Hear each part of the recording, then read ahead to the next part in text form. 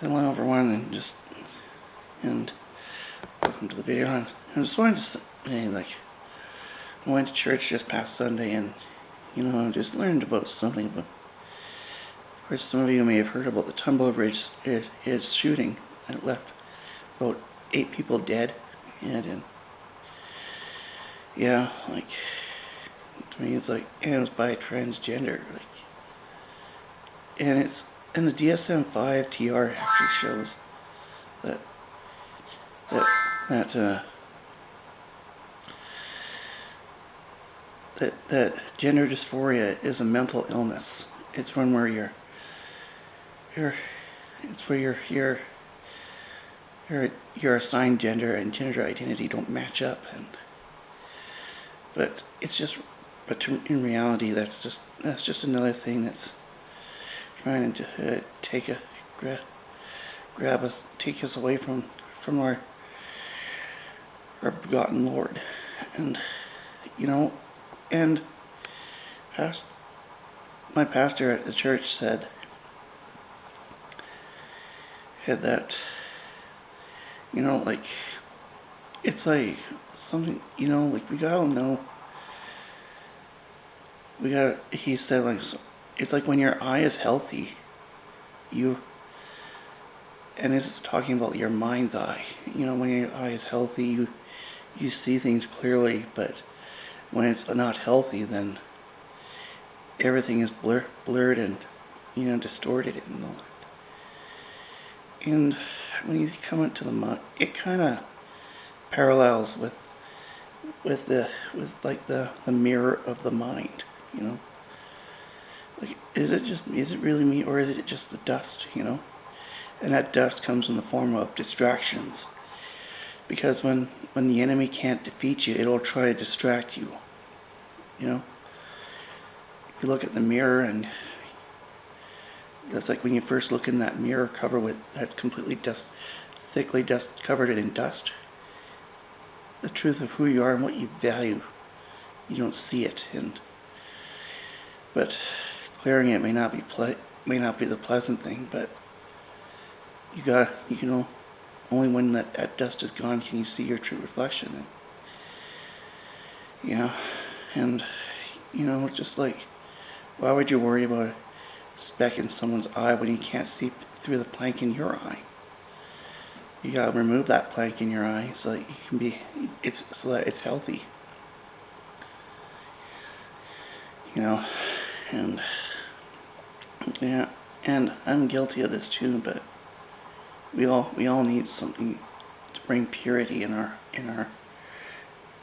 ourselves. And I might have to go to some church groups and so that we can see what but I don't know where in the scriptures it says about when the eye is healthy and when it's not healthy. But all I know is that if we don't line up with what we know what our values really are, we're simply just swept by distractions, and then we just end up feeling lost and alone. And I think that's what that 17-year-old shooter did. Yeah, gender dysphoria is very debilitating, and they just want, then you feel alone, and quite often you're alone because people judge you on such things. And my psychiatrist told me it could really cause people to devolve. And yeah, but I know that the tribulation is just the beginning. And basically, people are now going either on the extreme left or the extreme right. And the pastor said about fear of the Lord, and it's those who take the fear too far, and they end up in the right side ditch, which is like the ditch of total law righteousness. And problem is, when you're caught up in that for so long, caught up in that fear, you just you don't really do. You miss out on saying things, and you need someone to get you out of it, but it's just going to be so hard because you end up pulling people into it. The left itch, however, represents lawlessness, and it's like it's where people take the grace for granted. And now, I don't want to get into too much, but what I've heard from the international church or Christian group is that when Jesus comes, he is going to bring out and carry out the works of judgment based on our sinful nature, and we've got to accept it, because I too am just caught up in my sinful nature,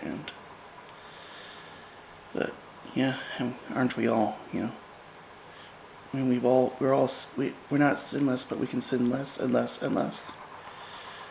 So, anyways, that's all I have to say for now. So, I'm gonna just wrap this up and saying, like, and if you need anything, just leave a comment, or if you have a comment or whatever, just if you've learned something, and my heart goes out to Tumbler Ridge and the families that are affected, and all I can say is